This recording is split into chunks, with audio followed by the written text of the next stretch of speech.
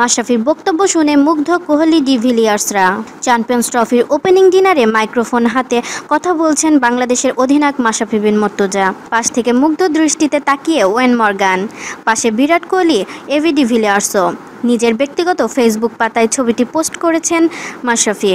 এ ছবিটি একটি নমুনা মাত্র। মঙ্গলবার রাতে আইসিসি চ্যাম্পিয়ন্স ট্রফির ওপেনিং ডিনারে মাশরাফি এভাবেই মুগ্ধতা ছড়িয়েছেন কথার জাদুতে। তার বোলিং, তার নেতৃত্বগুণ, হাজারো প্রতিকূলতার সঙ্গে নিত্য লড়াইয়ের প্রশংসা তো কতই হয়। এবার বর্তমান ও সাবেক ক্রিকেটারদের প্রশংসায় সিক্ত হলেন কথার ঝলকে। 4 অধিনায়ককে নিয়ে অনুষ্ঠানে ছিল প্রশ্নোত্তর পর্ব। শুরুটা ছিল মাশরাফিকে দিয়েই। এক যুগের বেশি সময় পর চ্যাম্পিয়ন্স ট্রফিতে খেলছে বাংলাদেশ। শুরুর সময়ের মতো কোনো কোটায় নয়, বাংলাদেশ খেলছে র্যাঙ্কিংয়ে উন্নতি করে নিজেদের যোগ্যতা দিয়েই। চ্যাম্পিয়ন্স ট্রফিতে ফেরার প্রশ্নে তাই মাশরাফি গর্ব ভরে বলেছেন এই টুর্নামেন্টে অংশ নিতে কতটা যোগ্য দল বাংলাদেশ। তুলে ধরেছেন নিজেদের উন্নতির সোপান।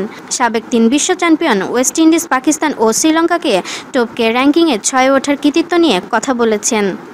আনুষ্ঠানিক আলোচনার বাইরে এমনই আলাপচারিতায়ও দারুণভাবে তুলে ধরেছেন বিশ্ব ক্রিকেটে বাংলাদেশের অবস্থান ও এগিয়ে চলা নিয়ে। অনুষ্ঠানে থাকা বর্তমান ও সাবেক অনেক ক্রিকেটার পরে মাশরাফিকে বাহবা দিয়েছেন। দারুণ সব কথার জন্য চাপড়ে দিয়েছেন পিঠ। সাবেক অনেকে দিয়েছেন উৎসাহ। এবি ডিভিলিয়ার্স কয়েকবার নিজে থেকে এসে মাশরাফিকে বলে গেছেন বাংলাদেশ দলের উন্নতি দেখে তার অমুগ্ধতার কথা। ক্রিকেটের মাঠে এই টুর্নামেন্টে বাংলাদেশের কাজটা খুব কঠিন, তবে মাশরাফির সৌজন্যে ওপেনিং ডিনারে চ্যাম্পিয়ন বাংলাদেশই।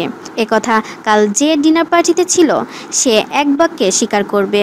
ভিডিওটি দেখার জন্য ধন্যবাদ। আমাদের আরও